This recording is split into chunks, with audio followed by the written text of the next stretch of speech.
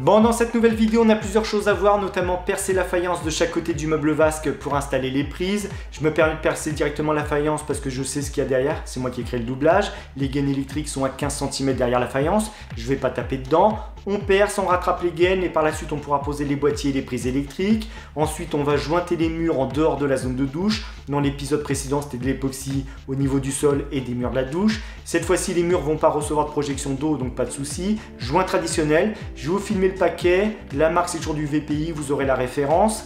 Et ensuite on va poncer le plafond de la salle d'eau, ce pan de mur, le retour et peindre avec une peinture mate anti-reflet. C'est une peinture qui est censée ne pas laisser de traces. On va tester tout ça. Je peux même m'arrêter pendant 1 heure, reprendre où je m'étais arrêté. Normalement, 0 trace. On va voir si elle tient toutes ses promesses.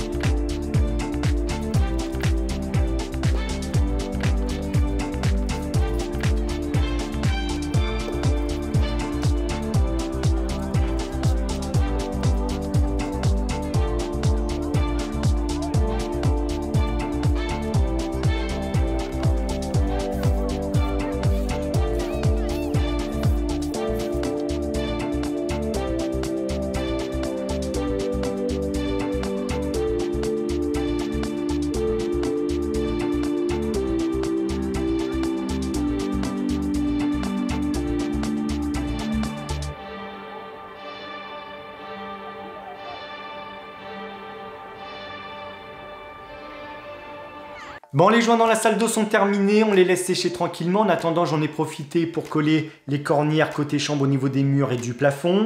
C'est de la cornière en composite, c'est celle-ci, vous l'avez vu. C'est la Perfect 90 de Strayflex, vous avez tous les liens dans la description. C'est distribué par Magimport. Cette cornière, elle est vraiment dédiée aux angles intérieurs.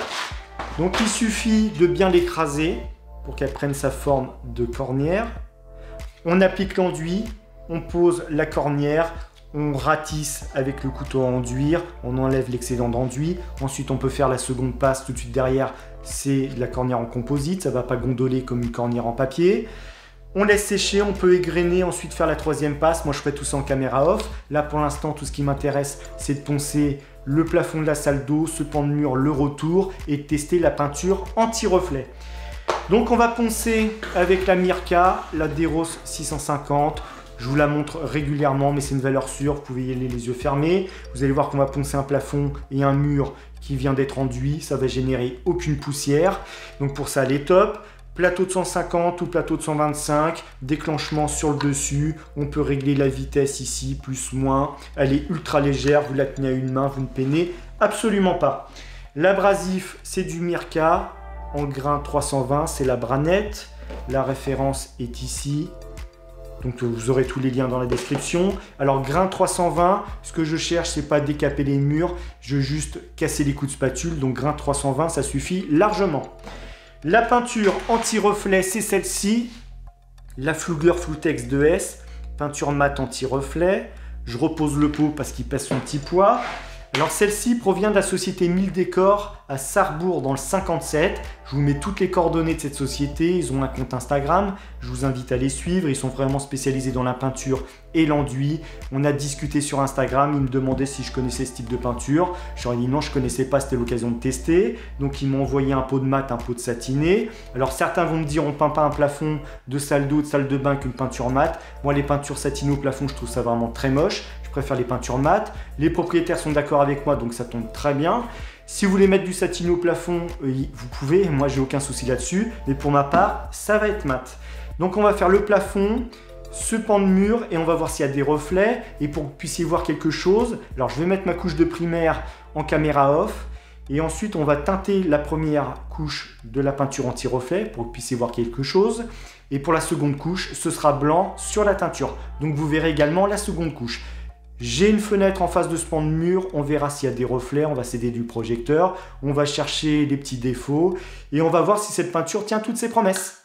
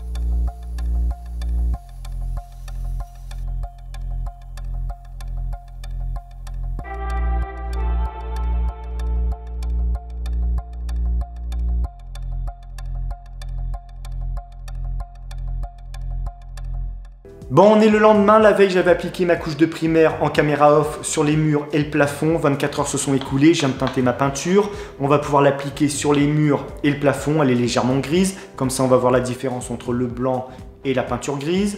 On va l'appliquer avec un manchon en microfibre, 10 ou 12 mm, je sais plus, peu importe. On va commencer par le renfoncement, histoire de bien imprégner le manchon, ensuite ce mur et on termine par le plafond. Donc je vais prendre la caméra, on va se rapprocher du renfoncement, vous allez voir les murs, je vais vous les passer en accéléré.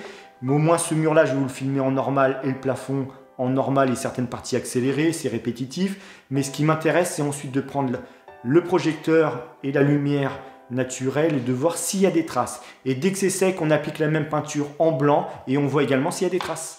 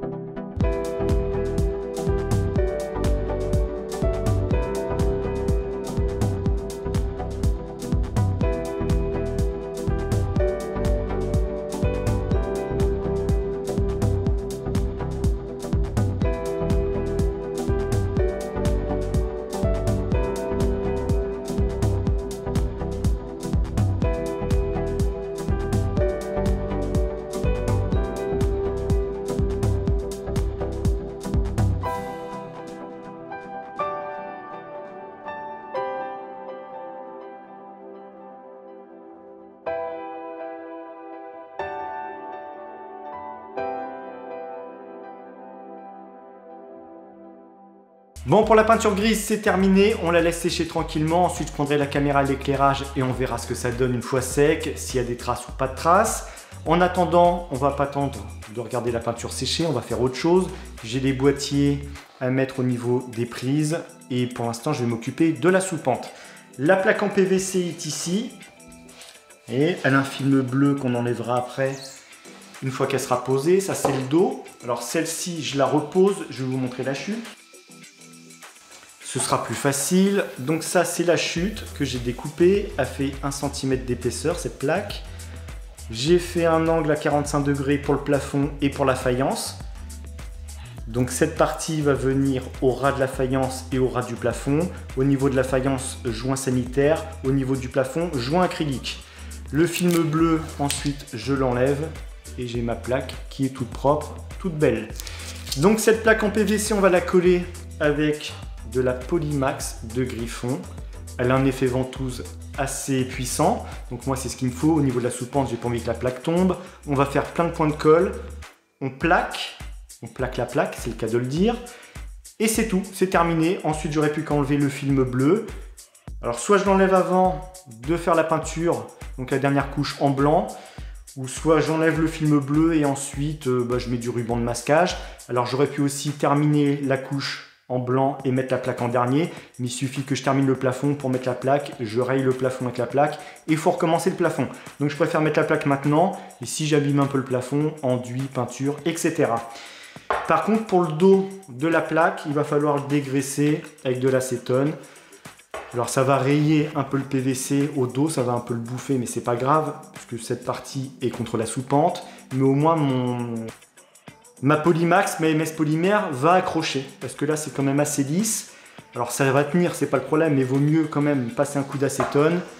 ça va attaquer un peu le PVC et au moins la colle va tenir sans souci. Donc on s'attaque à poser la plaque et ensuite on s'occupe des boîtiers.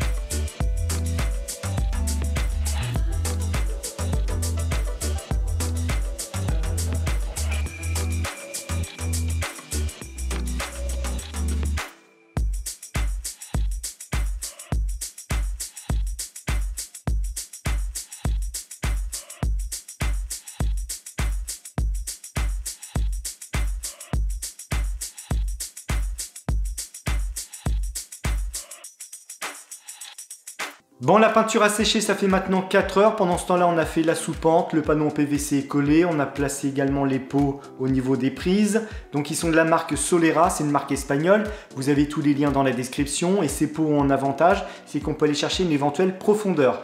J'ai la faïence, le panneau Vedi, le renfort en bois, j'ai environ 5 cm. Donc, la languette orange que vous avez vue.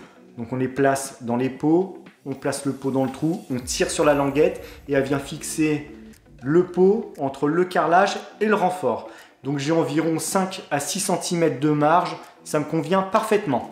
On revient sur la peinture, donc elle a séché, je voulais filmer un peu sous tous les angles, au niveau du plafond et des murs, parce que je cherche un éventuel défaut qui n'existe pas. Alors, vous avez peut-être vu certaines ombres à certains moments, mais c'est dû au projecteur, aux éléments qui sont dans la pièce comme la porte. Mais il n'y a aucune trace de reprise au niveau des murs et du plafond. Donc cette peinture, pour ça, elle répond à toutes ces promesses. Ils avaient raison chez Mille Décor, ils me l'ont dit. Elle va sécher, la peinture va se tendre et il n'y aura aucun défaut. Là, j'ai aucune trace de reprise. Et il n'y a qu'une seule couche. Donc avec 2 couches, j'imagine que ce sera top. Donc ce qu'on va faire, c'est qu'on va peindre le plafond en blanc. Donc on va se donner rendez-vous demain. Pour vous, ça va être tout de suite. Je vais les grainer, je le peins en blanc et on a terminé.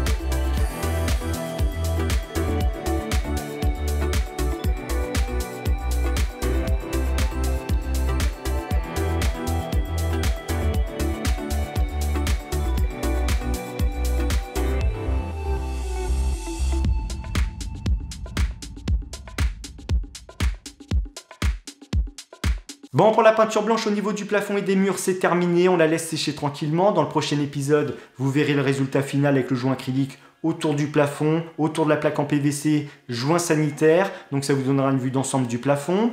Autre avantage de cette peinture, en plus d'être anti-trace, c'est qu'il n'y a pas de projection. J'en ai pas sur le t-shirt, j'en ai pas sur les bras, ni dans les cheveux, tout va bien. Alors le manchon joue énormément, et pour tout vous dire, je trouve que le manchon avait les poils un peu longs. Ça fait du relief au niveau de la peinture, moi ça j'aime pas ça. Donc je vais égrener côté chambre ce pan de mur, parce que les propriétaires vont repeindre d'une autre couleur. Au moins c'est peint, on n'en parle plus. Alors l'avantage du manchon qui a les poils longs, c'est que ça charge bien en peinture. L'inconvénient, c'est que ça fait du relief. Donc moi, si j'avais dû mettre la couche finale au niveau des murs, j'aurais pris un manchon avec des poils beaucoup plus courts, genre 6 ou peut-être 8 mm.